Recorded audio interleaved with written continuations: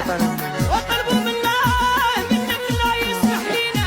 واه يا ابويا الحنين، واه يا ابويا الحنين، وابويا الحنين رشح راسي علينا. وطلبوا منك لا يسمح لينا. واه يا ابويا الحنين. يما خليتيني مريض كيا باش غادي فيه، راني مدمر راني نغيد، يما انا عقلي راه عايش. يما وياما وحشتك بزاف، يما وياما ما شبحتك شي.